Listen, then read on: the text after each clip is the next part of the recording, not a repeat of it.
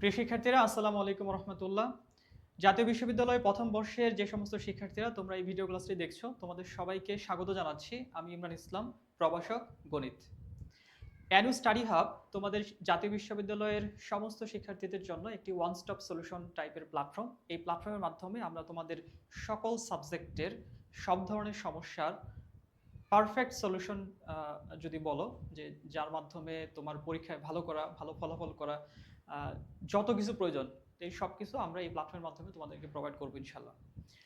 তো তোমাদের জাতীয় বিশ্ববিদ্যালয়ের 2024-25 সেশন থেকে নতুন যে সিলেবাস শুরু হয়েছে, সেই সিলেবাসের আলোকে আমি আজকে তোমাদের একটা টপিকের উপর অল্প ছোট একটা ক্লাস নিব। এটা তোমরা অনেকেই মেসেজ দিচ্ছিলে ডেমো ক্লাসের জন্য, তো এটা বলতে পারো একটা ডেমো ক্লাস টাইপের। তা আমাদের ওরিয়েন্টেশন ক্লাসে আমরা অনেক বিস্তারিত এবং আমাদের যে ডিটেলস প্ল্যান, সেই প্ল্যানগুলো তোমাদের সামনে তুলে ধরবো ইনশাল্লাহ। তাহলে চলো শুরু করা যাক।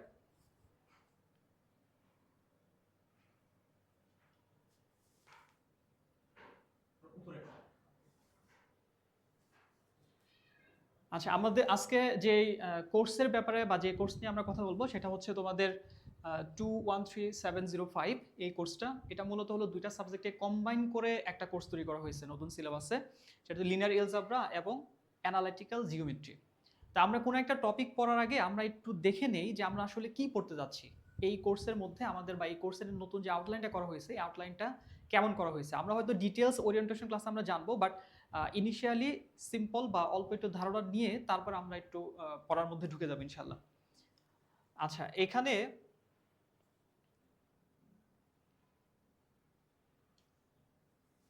কোর্স আউটলাইনে যেটা ডিসক্রিপশনের মধ্যে তোমরা যদি ন্যাশনাল ইউনিভার্সিটির ওয়েবসাইটে যাও, ওয়েবসাইটে গেলে তোমরা এখানে ডিটেলস সিলেবাসটা পেয়ে যাবা।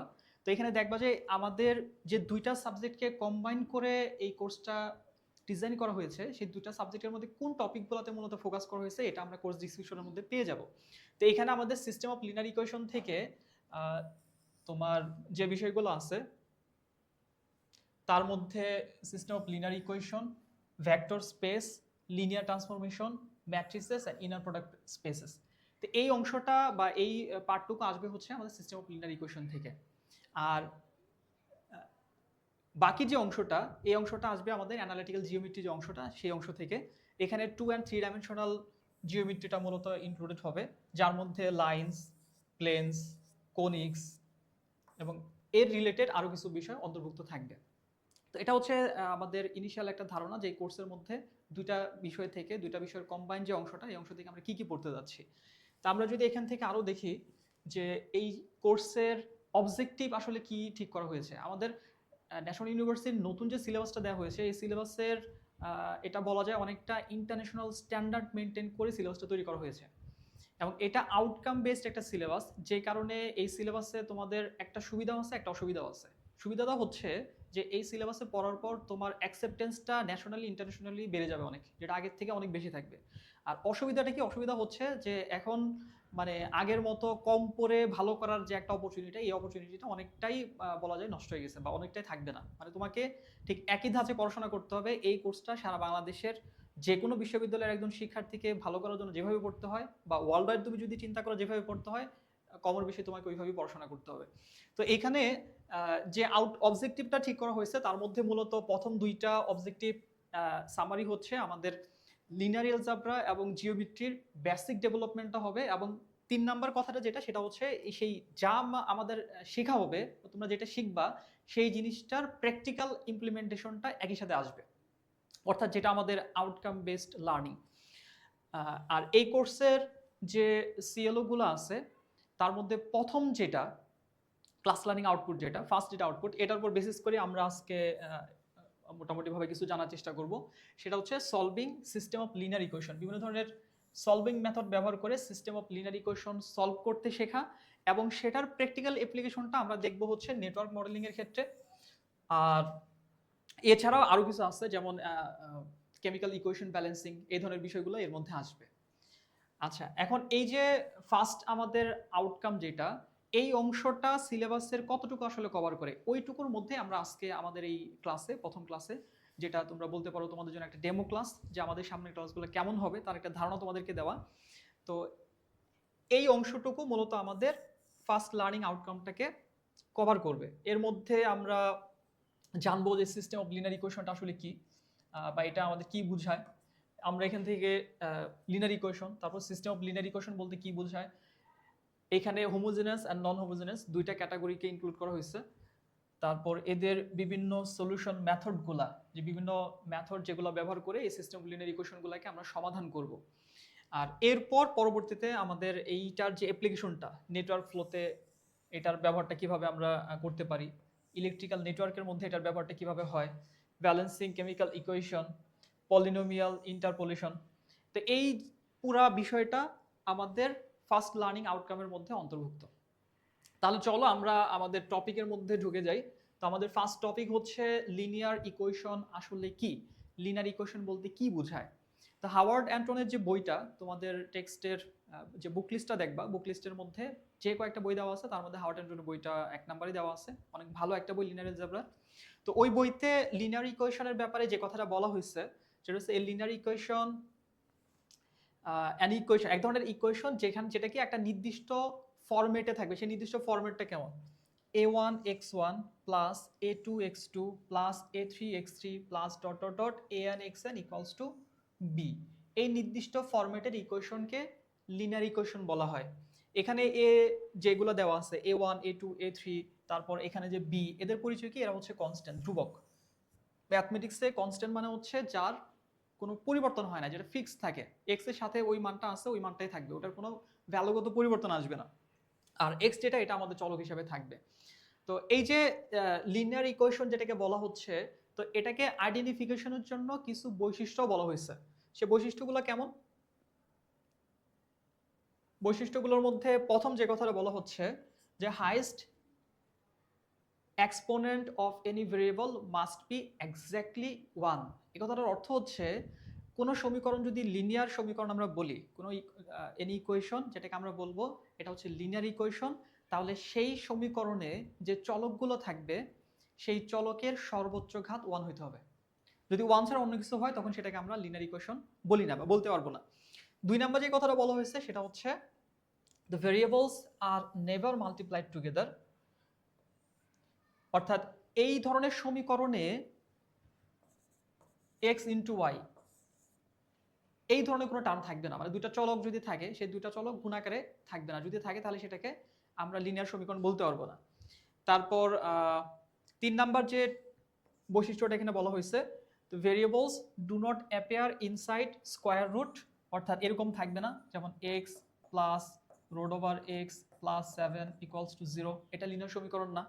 এটা অ্যালগরিদমিক ফাংশনের ভেতরে থাকতে পারবে না, যেমন ln x plus 7 equals to 0, এটাকে আমরা লিনিয়ার সমীকরণ বলতে পারবো না। এরপর ত্রিকোণমিতিক ফাংশন যেগুলো আছে, এই ত্রিকোণমিতিক ফাংশন আকারে থাকলে সেটাকেও লিনিয়ার সমীকরণ বলা যাবে না।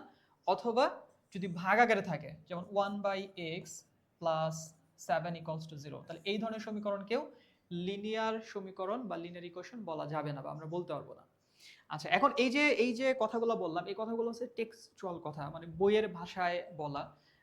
ম্যাথমেটিক্সের একটা কনসেপ্টকে বুঝতে গেলে অনেক সময় আমাদের নন টেক্সচুয়াল চিন্তা ভাবনা করতে হবে, বইয়ের ভাষার বাইরে গিয়ে চিন্তা ভাবনা করতে, তাহলে জিনিসগুলো সহজে বোঝা যায়। তো লিনিয়ার ইকুয়েশনের এই কনসেপ্টটা, এটা তোমার জন্য নতুন না, এটা অলরেডি তুমি জানো, এটা অলরেডি তুমি শিখেছো। কোথায় শিখেছো? তুমি ইন্টারমিডিয়েট লেভেলে সরল রেখা একটা অধ্যায় পড়ে আসছো, সেখানে 3.5 একটা পরিচ্ছেদ ছিল, সেই পরিচ্ছেদে প্রথম তুমি সরল রেখার সাধারণ সমীকরণ শিখে আসছো। সেই সাধারণ সমীকরণটা কি ছিল? আচ্ছা, সাধারণ সমীকরণটা ছিল যেমন x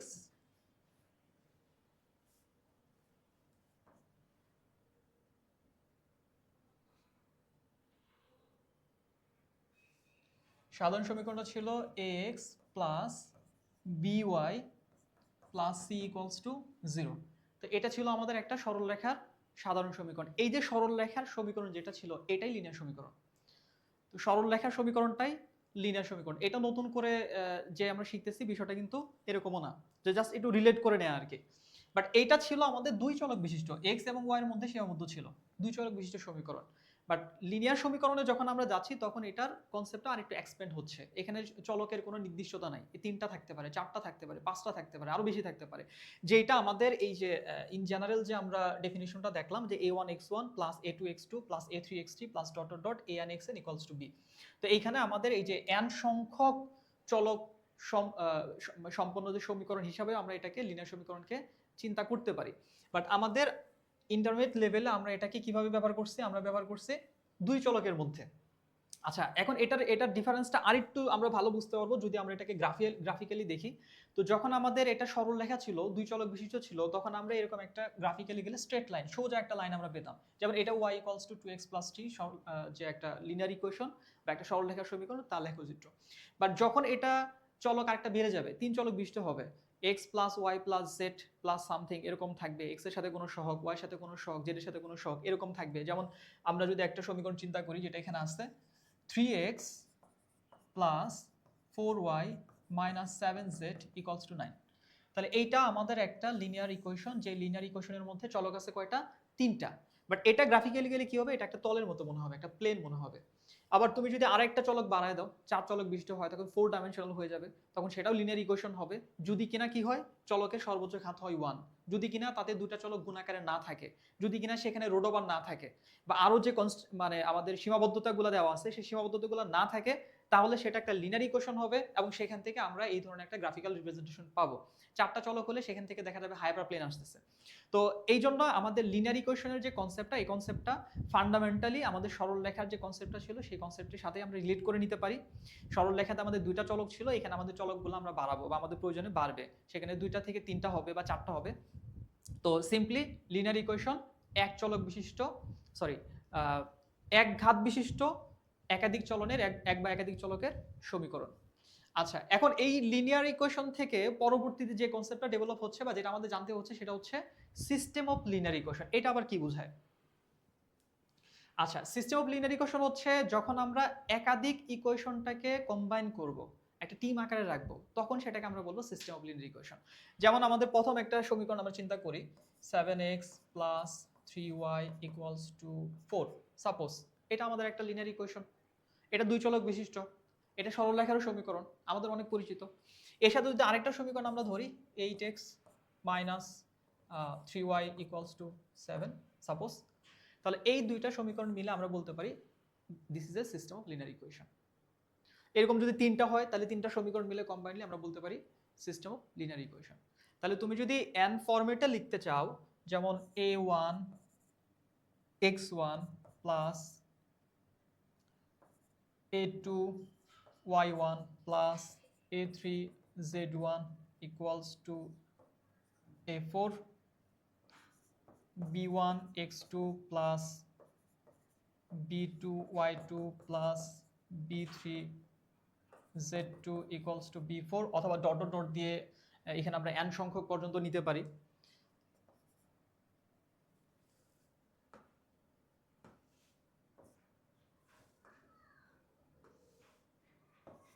c1 x3 + c2 y3 + c3 z3 = c4। তো এটাও আমাদের একটা সিস্টেম অফ লিনিয়ার ইকুয়েশন। মূল কথা হচ্ছে যে একাধিক সমীকরণকে একত্র করে আমরা যখন সেখান থেকে সলিউশন ফাইন্ড আউটের চেষ্টা করি বা কোনো ধরনের ম্যাথমেটিক্যাল ইফোর্টের মধ্যে যাই, তখন সেই একাধিক সমীকরণ জোটকে একত্রে আমরা সিস্টেম অফ লিনিয়ার ইকুয়েশন বলি। আচ্ছা, এখন এই সিস্টেম লিনিয়ার ইকুয়েশনের মধ্যে দুইটা শব্দ তোমাদের সিলেবাসের মধ্যে দেওয়া হয়েছে, এটা হচ্ছে হোমোজেনিয়াস আর হচ্ছে নন হোমোজেনিয়াস। তো এখন আমরা সিস্টেম অফ লিনিয়ার ইকুয়েশনকে একটা বিশেষ ফরম্যাটে প্রকাশ করতে পারি, যেটা তোমরা ইন্টারমিডিয়েট লেভেলে যখন ক্রেমার নিয়মের সমাধান করেছো অথবা বিপরীত ম্যাট্রিক্সের সাহায্যে একটা সমীকরণ জোটকে সমাধান করেছো, দ্যাট ওয়াজ মেথড, যে মেথডগুলো আমাদের অনার্সে থাকবে। তো তখন ax = b এই ধরনের একটা ফরম্যাটে আমরা প্রকাশ করছি। আচ্ছা, আমরা একটু জেনারেল ইকুয়েশন দিয়ে জিনিসটা বোঝার চেষ্টা করি।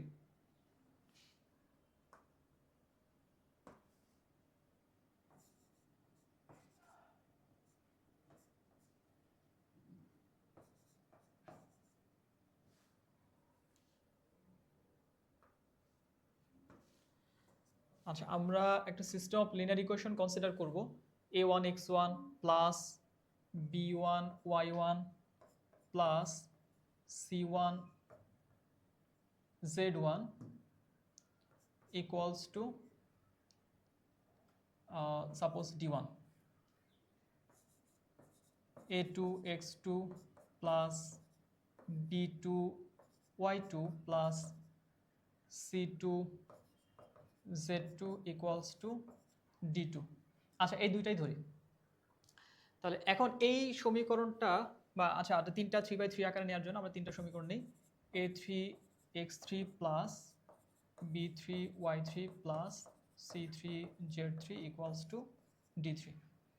আচ্ছা, এইটাকে কারণ আমাদের নির্ণায়ক আবার একটা রেস্ট্রিকশন হচ্ছে, সেটা শুধুমাত্র বর্গাকার আকারে আমরা প্রকাশ করতে পারি। কাজে এখানে আমাদের 3/3 আকারের নির্ণায়কের জন্য তিনটা চলক, তিনটা সমীকরণ আমাদের দরকার হবে। তাহলে এটাকে আমরা যদি এখান থেকে অগমেন্টেড ম্যাট্রিক্সটাকে আলাদা করি, তাহলে কিভাবে করতে হবে সেটা, এখান থেকে আমাদের এক্স ওয়াই জেড এর সহগগুলো যদি আমরা শুধু আলাদা করতে চাই, তাহলে a1 b1 c1 a2 b2 c2 a3 b3 c3। তো এখানে একটা ইস্যু হচ্ছে আমরা x1 y1 z1 x2 y2 z2 x3 y3 z3 এটা আসলে আলাদাভাবে চলকগুলোকে ডিফাইন করার প্রয়োজন নাই। এখানে আমরা সবগুলোকে x y z আকারেই বলতে পারি, জাস্ট হলো সিম্বলিক বোঝানোর জন্য। তাহলে এইটার সাথে x1 y1 z1 যদি আমরা এই ফরম্যাটে গুণ আকারে লিখি, তাহলে জিনিসটা কেমন হবে? যখন দুটো ম্যাট্রিক্স গুণ করা হয়, প্রথম সারির সাথে প্রথম কলাম, এভাবে তো আমরা গুণ করে শিখে আসছি। তাহলে a1 x1 plus b1 y1 plus c1 z1 a2 x1। হ্যাঁ, এখানে একটু কনফ্লিক্ট তৈরি হয়েছে, যেটা আমাদের লেখার ক্ষেত্রে এটা একটু হয়েছে। সেটা হচ্ছে আমাদের এইগুলা সবগুলা চলকের ধরনগুলো একই থাকতে হবে। অর্থাৎ এখানে x1 থাকলে এখানেও এটা x1 হইতে হবে, এটা y1 হইতে হবে, এটা z1 হইতে হবে। x3 এটা লেখা যাবে না, এটা x1 y1 z1। আচ্ছা, তার মানে আমাদের যেহেতু তিনটা সমীকরণ একটা সিস্টেম অফ লিনিয়ার ইকুয়েশনের মধ্যে বিলং করতেছে, কাজে এখানে যদি x হয় তাহলে এটাতেও এখানে xই হবে, এখানেও xই হবে। এখানে যদি y হয় তাহলে এখানে y হবে, এখানে y হবে। এখানে z হলে এখানেও z হবে, এখানেও z হবে। তাহলে এখন যদি আমরা চিন্তা করি, সাপোজ এটা x1 x1 x1 y1 y1 y1 z1 z1 z1, তাহলে এখন আমরা এদেরকে ax b আকারে প্রকাশ করতে পারবো, যেটা ফার্স্ট রিপ্রেজেন্টেশনে বা লেখার ক্ষেত্রে একটু ইরোর ছিল। তাহলে আমরা এই যে প্রথম সারির সাথে প্রথম কলাম গুণ করলে আমরা এই যে প্রথম যে সিস্টেমটা এটা পাচ্ছি, লেফট সাইডটা পাচ্ছি, এটা ইকুয়ালস টু আমাদের এই পাশে d1 d2 d3 এইভাবে লেখা যাবে। আচ্ছা, এখন এইটাকে যদি আমরা একটা ম্যাট্রিক্স ধরি, এটাকে যদি আরেকটা ম্যাট্রিক্সের মাধ্যমে প্রকাশ করা হয় এবং এটাকে যদি একটা ম্যাট্রিক্সের মাধ্যমে প্রকাশ করা হয়, তাহলে এই জিনিসটা আমরা পাবো কিসের মাধ্যমে?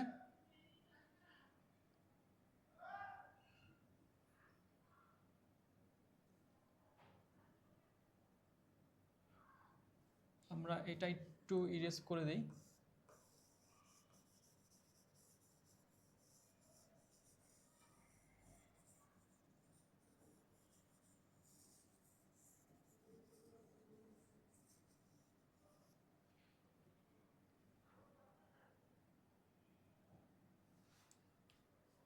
আচ্ছা, তাহলে জিনিসটা লেখা যাবে ax b, অনেকটা এই আকারের। এই কথাটা আমি আবার একটু সিম্পলিফাইড ভাবে বলি। তাহলে আমাদের যখন তিনটা সমীকরণ থাকবে, যদি সংখ্যা দিয়ে বোঝাই, যেমন 2x plus 3y plus 4z equals two 3, এরপর 7x minus 3y minus 4z equals to 2, 5x plus 3y plus let 5z equals to 0। তখন এই সমীকরণটাকে, এই তিনটা সমীকরণকে আমরা ax ইকুয়ালস টু b এই ফরম্যাটে প্রকাশ করতে পারি। কিভাবে প্রকাশ করতে পারি? x y z এর সহগগুলো নিয়ে আমরা একটা ম্যাট্রিক্স গঠন করব, তার সাথে গুণ করব আমরা চলকের ম্যাট্রিক্সটা, এবং ইকুয়ালস টু হবে আমাদের এই যে ধ্রুবকের যে টার্মগুলো আছে এগুলা। তো তখন এই যে a ম্যাট্রিক্সটা, এটা হবে কি? এটা হবে চলকের সহগগুলো নিয়ে গঠিত ম্যাট্রিক্স। এক্সটা হবে চলকের একটি কলাম ম্যাট্রিক্স, আর বিটা হবে ধ্রুবকগুলা। একটা সমীকরণ, সিস্টেম অফ লিনিয়ার ইকুয়েশনকে আমরা হোমোজেনিয়াস বলবো যদি এই বি এর মানটা 0 হয়, অর্থাৎ সমীকরণের সবগুলোর ক্ষেত্রেই কনস্ট্যান্ট টার্ম যদি 0 থাকে, তখন সেটাকে বলা হবে homogeneous system of linear equation. তাহলে তার চেহারাটা কেমন হবে? তার চেহারা হবে ax ইকুয়ালস টু 0 এরকম। তো জাস্ট এই কথাটুকু বোঝানোর জন্যই এত আলোচনা করতেছিলাম। মাঝে হয়তো ওই যে x1 x2 x3 ওইটা একটু কনফ্লিক্ট তৈরি করছিল, বাট মূল কথাটা হচ্ছে এটাই যে আমাদের এই যে ax = b যে সিস্টেম অফ লিনিয়ার ইকুয়েশনের ফরম্যাটটা, এই ফরম্যাটে b এর মান যদি শূন্য হয় তখনই আমরা সেটাকে বলি homogeneous system of linear equation, আর b এর মান যদি শূন্য না হয় অর্থাৎ এই যে এরকম যদি থাকে তখন সেটাকে আমরা বলি non homogeneous system of linear equation. তো এখান থেকে আপাতত আমাদের মূলত এই কথাটুকু জানলেই হবে। তাহলে আমরা এই যে সিস্টেম অফ লিনিয়ার ইকুয়েশনগুলা এগুলা সমাধান করার বেশ কয়েকটা মেথড আছে। এই মেথডগুলোর মধ্যে মোস্টলি ইউজ যে মেথডগুলা ক্রেমার্স রুল, ইনভার্স ম্যাট্রিক্সের মাধ্যমে যে সমাধানটা, এই দুইটাই কিন্তু তোমাদের ইন্টারমিডিয়েটের মধ্যে কম বেশি ছিল, তোমরা পড়ে আসছো। আর নতুন এই দুইটা মেথড তোমাদের শিখতে হবে, গাউসিয়ান এলিমিনেশন মেথড আর হলো গাউস জর্ডান মেথড। এখন ইন্টারমিডিয়েটে অনেক কিছু থাকলেও সব কিছু যে তোমাদের মনে আছে এইটা হওয়ার কথা না। হয়তো অনেকের মনে থাকতে পারে, অনেকের মনে থাকবে না। আমাদের এই কোর্সে আমরা যেটা করব, আমাদের প্রত্যেকটা টপিক একেবারে ফান্ডামেন্টাল থেকে ভেঙে ভেঙে তোমাদের সামনে উপস্থাপন করব। তাহলে আমরা এ পর্যায়ে ক্রেমার্স রুল যেটা, এই ক্রেমার্স রুলটা তোমরা এটা উচ্চ মাধ্যমিক পর্যায়ে পড়ে আসছো। তো এই জায়গা থেকে আমরা দেখব এই ক্রেমার্স রুলের যে ফর্মুলেশনটা এটা তোমরা জানো, এটা তোমরা ব্যবহার করে আসছো যে x = dx/d হবে, y = dy/d হবে। বাট ওই জিনিসটা কিভাবে আসে আমরা যদি একটু দেখি, আমরা একটা system of linear equation consider করব যেখানে তিনটা সমীকরণ, a1x plus b1y plus c1z = d1, a2x plus b2y plus c2z = d2, a3x plus b3y plus c3z = d3। আচ্ছা, এখান থেকে আমরা যদি ডিটাকে আলাদা করি, ডি বলতে এক্স ওয়াই জেডের সহগগুলো নিয়ে আমরা একটা নির্ণয় গঠন করব। তাহলে এখান থেকে আমাদের কি লিখতে হবে, a1 b1 c1, a2 b2 c2, a3 b3 c3। তো উচ্চ মাধ্যমিক পর্যায়ে তোমাদের নির্ণায়কের 10 থেকে 12টা রুলস ছিল, যে রুলসগুলো বা প্রপার্টিগুলো তোমরা ব্যবহার করে বিভিন্ন ম্যাথগুলো করছো। তো ওই প্রপার্টিগুলো যদি আমরা ব্যবহার করি তাহলে তার মধ্যে একটা প্রপার্টি এরকম ছিল যে নির্ণায়কের যে কোনো সারি বা কলামকে আমরা যদি কোনো একটা সংখ্যা দ্বারা গুণ করি তাহলে নির্ণায়কের মানটাও কি হয়, তার গুণিতক পরিমাণ বেড়ে যায়। অর্থাৎ আমরা যদি বাম পাশে x দিয়ে গুণ করি তাহলে ডান পাশেও সারি বা কলামকে, যে কোনো একটা সারি বা কলামকে x দ্বারা গুণ করতে হবে। তাহলে a1 b1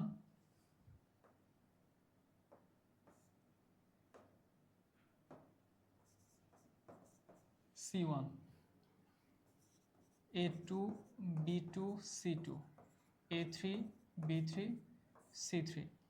তাহলে এখান থেকে আমাদের আসবে xt = x দ্বারা আমরা প্রথম কলামকে যদি গুণ করে দেই, একই সাথে আমি দুটা কাজ করব, x দ্বারা এটাকে গুণ করে দিব এবং এর সাথে দ্বিতীয় কলাম এবং তৃতীয় কলামের y গুণিতক এবং z গুণিতক যোগ করে দিব।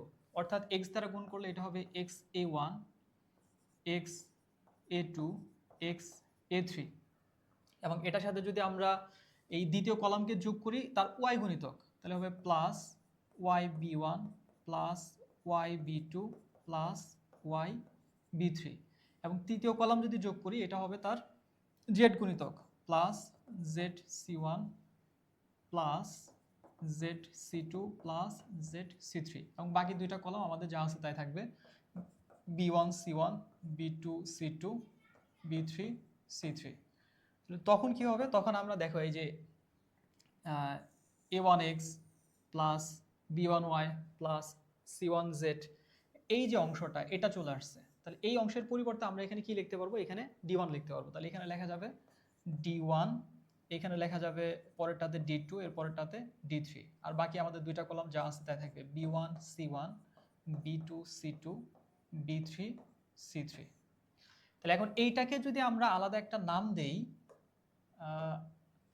এই যে নির্ণয়টা আমরা এখানে পেলাম, এটাকে যদি আলাদা একটা নাম দেই, সাপোজ যেহেতু x এর জন্য করা হচ্ছে dx, তাহলে তখন আমাদের এই সমীকরণটা কি দাঁড়াচ্ছে, তখন সমীকরণটা দাঁড়াচ্ছে x = dx divided by d। তাহলে এইটা হচ্ছে x এর মান বের করার ফর্মুলেশন। আর এখানে ঘটনাটা কি ঘটলো, এখানে আমাদের x এর সহগের যে কলামটা ছিল এই যে a1 a2 a3, এই কলামের মধ্যে d1 d2 d3 এটা চলে আসছে। তো এই ফর্মুলেশনটা এটা পরীক্ষায় আসবে না, এটা জাস্ট আমাদের জানার জন্য। একইভাবে y এবং z এর ক্ষেত্রেও আমরা একই ধরনের ফর্মুলেশনটা করতে পারি। তো তোমাদের যেই প্রবলেম সলভিং এর বিষয়টা আসবে, সেটা হচ্ছে এই ধরনের সমীকরণ জোট দেওয়া থাকবে, যেমন এখানে 3টা সমীকরণ আছে, এই সমীকরণ জোট থেকে ক্রেমার নিয়মে সমাধান করে এক্স ওয়াই জেড এর মান বের করতে হবে। তাহলে এইটার সমাধান প্রসিডিউরটা খুব সহজ, আমি সংক্ষেপে দেখাই দিচ্ছি, আমাদের পরবর্তী ক্লাসগুলোতে আমরা অনেক বিস্তারিত বিষয়গুলো আলোচনা করব। তাহলে এইটার ক্ষেত্রে বা এই ধরনের সমীকরণ জোট সমাধান করার ক্ষেত্রে আমাদের 4টা মান বের করতে হয়। ফার্স্ট আমরা ডি এর মানটা বের করি। ডি কিভাবে বের করি? এই যে এক্স, ওয়াই এবং জেড এই 3টার সহগগুলো নিয়ে ধারাবাহিকভাবে প্যাটার্ন ঠিক রেখে আমরা একটা নির্ণয় গঠন করি। 1 2 -1।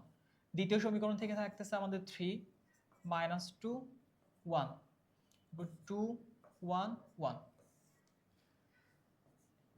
এইখান থেকে আমাদের ভ্যালু আসবে। আমরা পরের ক্লাসে এই যে নির্ণয়কের মান বের করার যে সিস্টেম সেটা আমরা দেখব। সো সাপোজ এই জায়গায় আমরা যে ভ্যালুটা পাবো, তো কোন একটা মান আমরা এখানে পাবো, একাধিক নিয়ম আছে, আমরা বিস্তারের মাধ্যমে এটা করতে পারি, সরাসরি নিয়মে এটা করতে পারি। তো মেথডগুলো আমরা দেখব, যেটা তোমাদের সহজ লাগবে, তোমাদের কাছে ইজি মনে হবে, তো সেই মেথডে তোমরা নির্ণয়কের মানগুলো বের করবা। তো এরপর আমাদের কি বের করতে হবে? ডিএক্স বের করতে হবে। ডিএক্সটা কিভাবে? ওই যে আমরা এর আগে যে ফর্মুলেশনটা দেখলাম, আমাদের এক্স এর যে সহগগুলো আমরা লিখছি এই সহগগুলোকে বাদ দিয়ে দিতে হবে। এই সহগগুলো বাদ দিয়ে ওই জায়গাটা আমাদের নিয়ে নেবে হচ্ছে ধ্রুবক। কে নিবে? 1 0 2। অর্থাৎ প্রথম সমীকরণের x এর সহগের জায়গায় প্রথম সমীকরণের ধ্রুবক, দ্বিতীয় সমীকরণের x এর সহগের জায়গায় দ্বিতীয় সমীকরণের ধ্রুবক, তৃতীয় সমীকরণের x এর সহগের জায়গায় তৃতীয় সমীকরণের ধ্রুবক। এই 3টা জিনিস তোমাকে নিতে হচ্ছে। তাহলে এইটা রিপ্লেস হয়ে যাবে কি? 1 এর জায়গায় আসবে 1, 3 এর জায়গায় আসবে 0, 2 এর জায়গায় আসবে 2, বাকি সব ঠিক থাকবে। 2 -1 -2 1 1 1। এরপর এটাকে আমরা আমাদের যেই মেথডটা আমরা শিখবো সেই মেথড অনুযায়ী এটার মান বের করব, বের করে এটার একটা মান পাওয়া যাবে। একইভাবে গেস হোয়াট কি হবে dx এর ক্ষেত্রে, dy এর ক্ষেত্রে আমাদের y এর যে সহগগুলো আছে এই সহগগুলোকে রিপ্লেস করতে হবে। বাকি সব ঠিক থাকবে, x এর সহগ আগের মতো থাকবে, z এর সহগগুলো আগের মতো থাকবে, আর এই যে y এর সহগগুলো এটা রিপ্লেস হয়ে যাবে কার মাধ্যমে? ওই যে সমীকরণের সংশ্লিষ্ট সমীকরণের ধ্রুবকের মাধ্যমে, এবং সেই ফর্মুলেশনের মাধ্যমে আমরা dy এর মান পাবো। একইভাবে আমাদের dz বের করতে হবে। যখন আমরা dz বের করব সেটার ফর্মুলেশনটা কেমন হবে? তখন আমাদের x এর সহগগুলো থাকবে, y এর সহগগুলো থাকবে, এই z এর সহগ -1 1 1 এরা রিপ্লেস হবে। এরা রিপ্লেস হবে কার মাধ্যমে? 1 0 2 এই 3টা ভ্যালুর মাধ্যমে, এই 3টা মানের মাধ্যমে। ফাইনালি যখন আমাদের এই 4টা মান আমরা পেয়ে যাব, তখন আমরা x এর মান বের করব। x simply dx/d। এই ফর্মুলা দিয়ে আমাদের তখন সমাধানের যে x এর মানটা আমরা পেয়ে যাব। এরপর y dy/d, z dz/d। Finally আমাদের x y z এর মানগুলো চলে আসবে। তো আজকের ক্লাসটা আর লেন্দি করতে চাচ্ছি না। মোটামুটি ভাবে আমরা একটু ধারণার চেষ্টা করলাম যে তোমাদের কি ধরনের সিলেবাস নিয়ে সামনে তোমাদের আগাতে হবে, যেটা আমার কাছে মনে হচ্ছে যে প্রিটি টাফ একটা সিলেবাস, যেটা যুগোপযোগী এবং ইন্টারন্যাশনাল স্ট্যান্ডার্ড মেনটেন করে তৈরি করা হয়েছে। বাট আমরা আমাদের কোর্সের মাধ্যমে চেষ্টা করব এটা অনেক সুন্দর এবং সহজভাবে তোমাদের সামনে তুলে ধরার জন্য। দ্বিতীয় হচ্ছে আমরা কিছু বেসিক বিষয় এখানে জানার চেষ্টা করছি, তার মধ্যে linear equation, system of linear equation. তো এটা আমাদের ডেমো ক্লাস ছিল। আমাদের বিস্তারিত সামনে যে ক্লাসগুলো আসবে সেই ক্লাসগুলোতে আমরা অনেক ডিটেলস, অনেক মানে গভীরে গিয়ে চেষ্টা করব তোমাদের সামনে উপস্থাপন করার জন্য। প্রত্যেকটা ক্লাস আশা করি তোমাদের কাছে যে ম্যাথমেটিক্সের কঠিন যে বিষয়গুলো, এই বিষয়গুলো অনেক সহজভাবে তুলে ধরবে। তো তোমরা অনেকে হয়তো ইতিমধ্যে কোর্সে ইনরোল করে ফেলেছো, তো যারা এখনো চিন্তা করতেছো করবে কিনা, আমার মনে হয় আর দেরি না করে তোমরা কোর্সে ইনরোল করে ফেলো। আশা করি ম্যাথমেটিক্সের অনেক ভালো একটা এক্সপিরিয়েন্স তোমরা পেতে যাবে ইনশাআল্লাহ। সবাই ভালো থাকো, পরবর্তী ক্লাসে দেখা হবে ইনশাআল্লাহ।